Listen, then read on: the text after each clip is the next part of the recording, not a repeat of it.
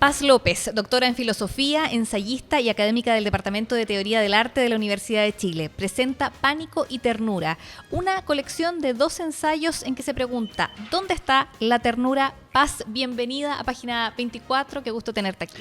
Hola Valentina, hola Andrés, muchas gracias por la invitación y felicitaciones por este espacio para poder conversar de libros. Paz, a ver, ¿dónde está la ternura? Estoy aquí leyendo la página 92. ¿Dónde está la ternura? ¿En el que la recibe o en el que la da? ¿Es un ideal o reclama un cuerpo? ¿Está del lado de la felicidad o de la tristeza? ¿Por qué escribir de la ternura? ¿Por qué escribir de algo muy de piel en estos 12 ensayos, en estos tiempos de tanta inmediatez, de tanta rapidez, en que detenerse a esto es tan poco dado?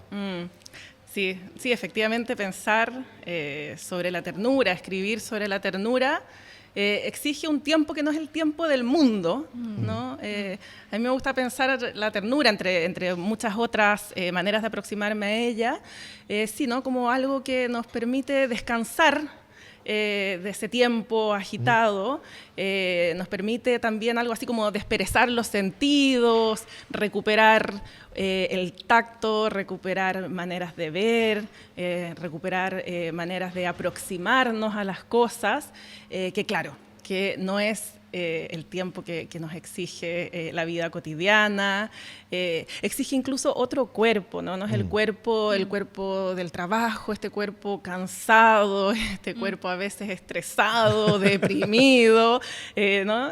Hacemos la experiencia de ese cuerpo y la ternura nos permite pensar otro cuerpo quizás.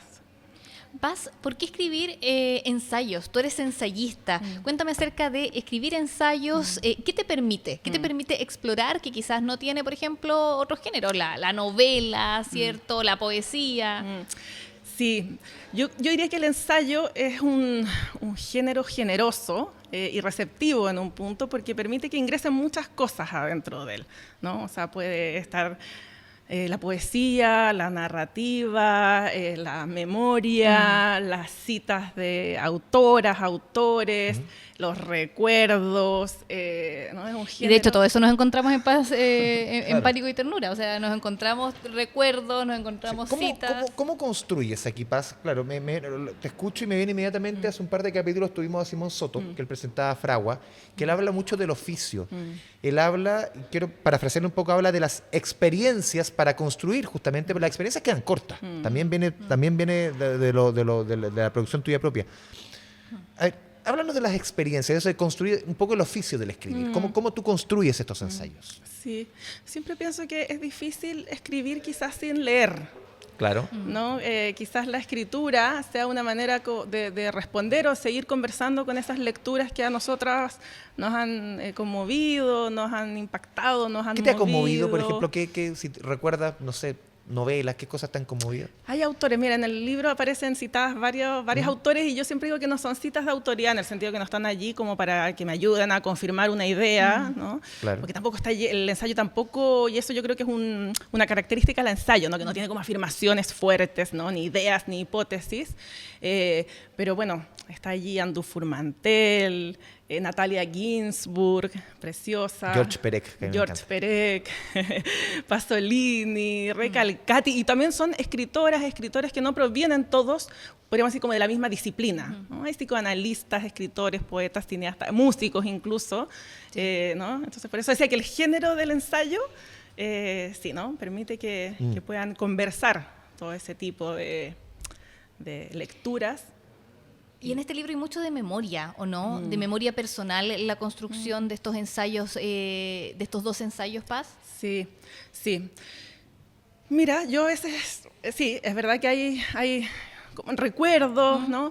Pero la sensación de que hay algo, cuando hablamos de ternura, ¿no? Hablamos de un afecto, y hay en los afectos algo que nos compete a todos, ¿no? Entonces, es que hablar de intimidad o hablar de algo íntimo no necesariamente es hablar de algo privado, ¿no? No es como que mi propia vida esté ahí, puesta allí como un objeto de análisis, sino tratar de pensar cuestiones que son propias, pero también de todas, o de todos, ¿no? Como experiencias compartidas.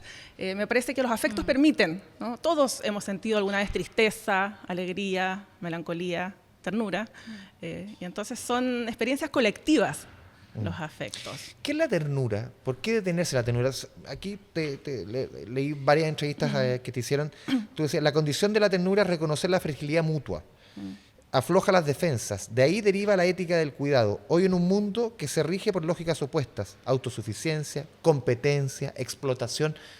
¿Qué es la ternura? En el 2025. Sí. Difícil definirla y urgente a la vez, ¿no? Como ¿Ya? tú dices, un mundo, competitivo, cruel muchas veces, con esta idea de que nos hacemos a nosotros mismos autónomamente, solos.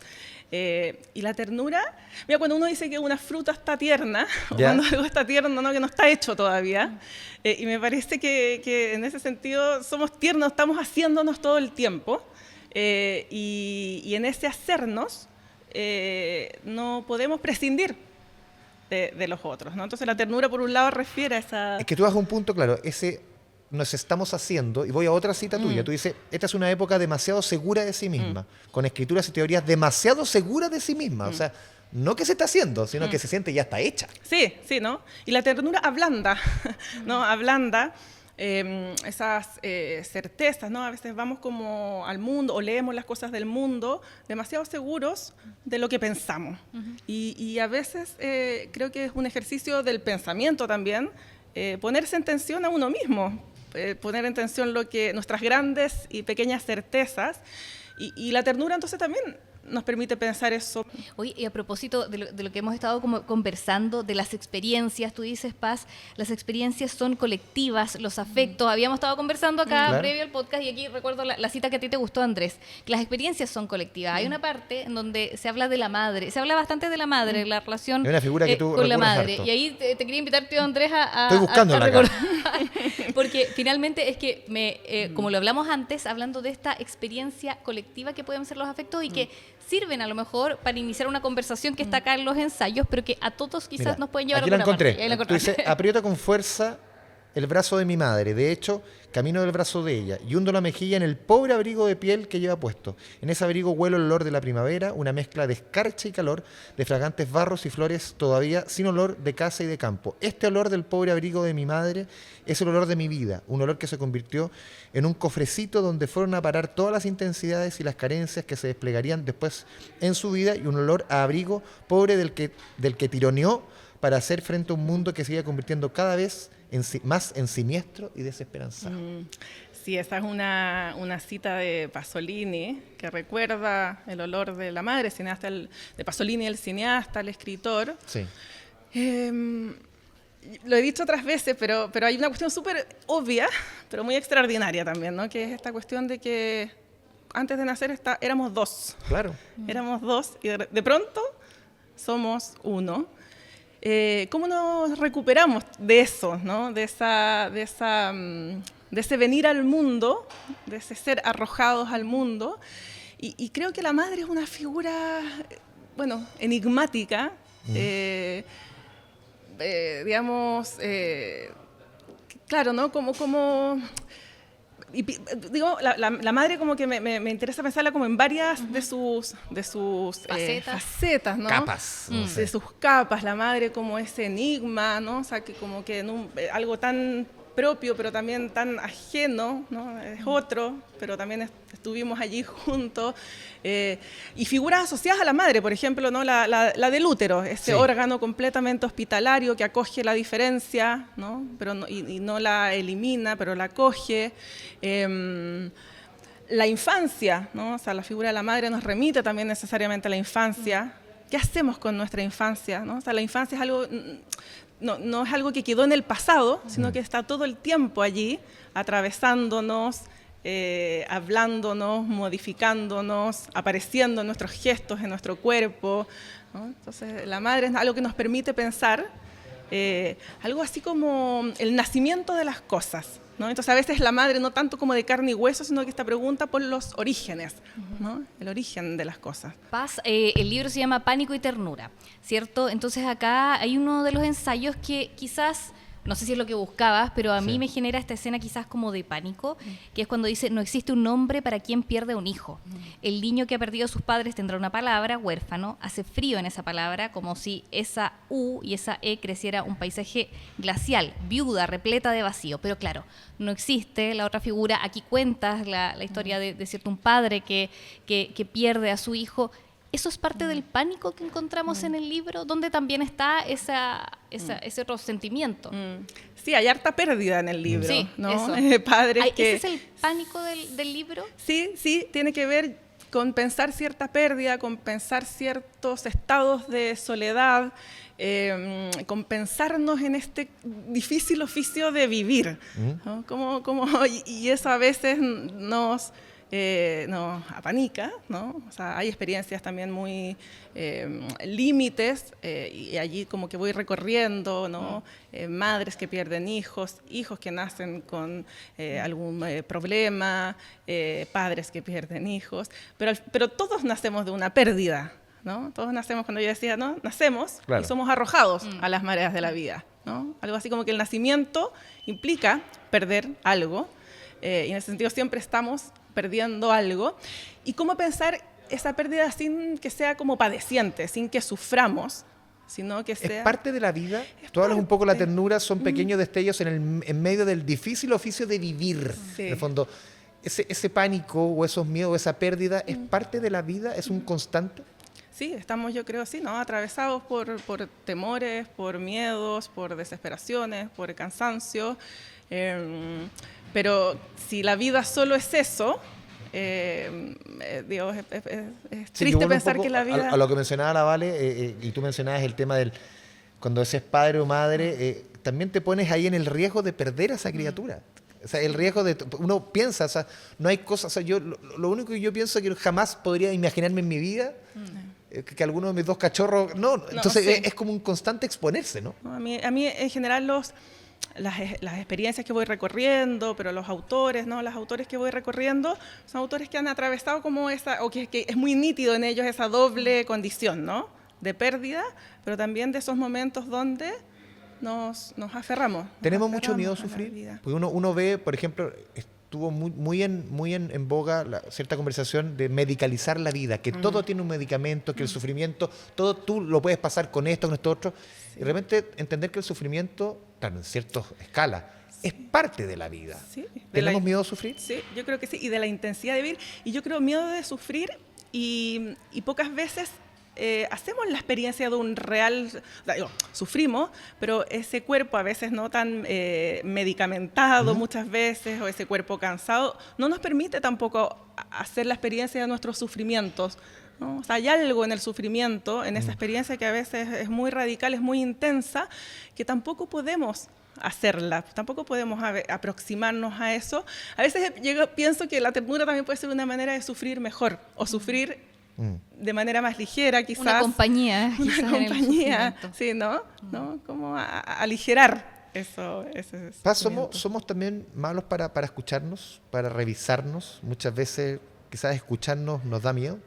¿Podríamos encontrar zonas insospechadas dentro de nosotros? Sí, yo creo que sí. Y la intimidad, pues si aparecen cuestiones de intimidad en el libro, tiene que ver con esos lugares donde nos damos el tiempo a veces para volver a nosotros mismos, ¿no? Es que ese es un tipo de escucha, pero también la escucha, el espacio, por ejemplo, para la conversación, yo diría que es algo que está también, que va a pérdida, ¿no? O sea, darse el tiempo de escuchar además, no siempre lo que nos gusta escuchar, no siempre lo que nos acomoda, ideas distintas a las que nosotros también tenemos, la conversación, el arte de la conversación es algo que hay que cultivar, hay que aprender. El escucharnos. Y el escuchar y conversar, que son, ¿no? Dos cuestiones y que creo que a veces, ¿no? Preferimos otros modos de la relación.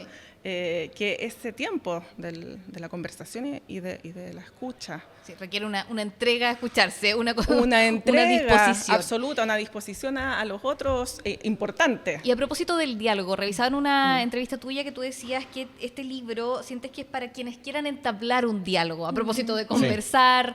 Eso, cuéntame, ¿para quién va este libro? ¿Hacia quiénes está dirigido? ¿O quiénes que te gustaría que llegaran a él a entablar este diálogo sobre pánico y ternura?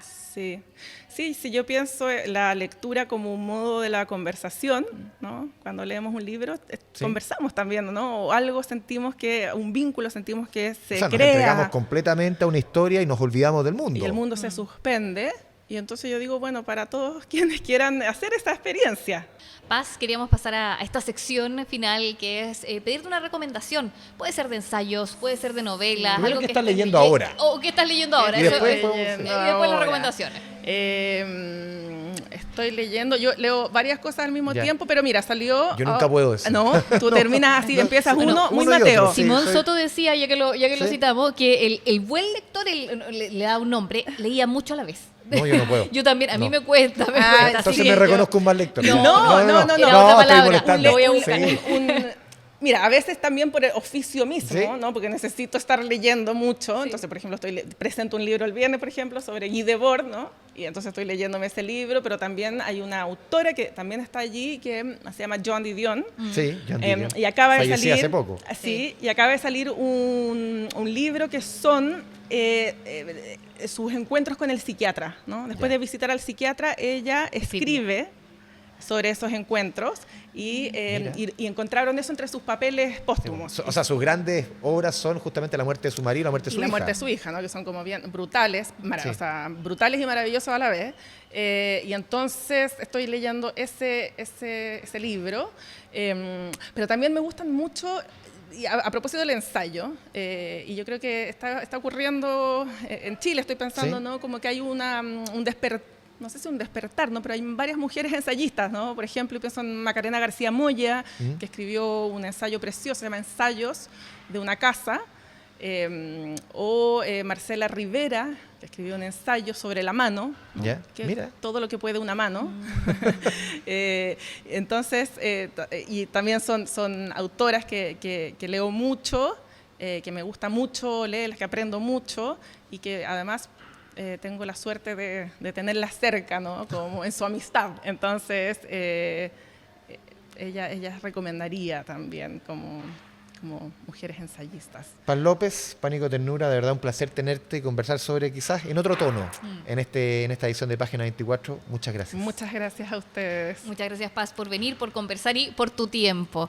Los dejamos a todos invitados a escuchar Página 24, a verlo también a través de Canal 24 Horas. Estamos en Spotify, en Apple, así que diferentes plataformas para este podcast de los libros. Que le vaya bien. Chao, chao.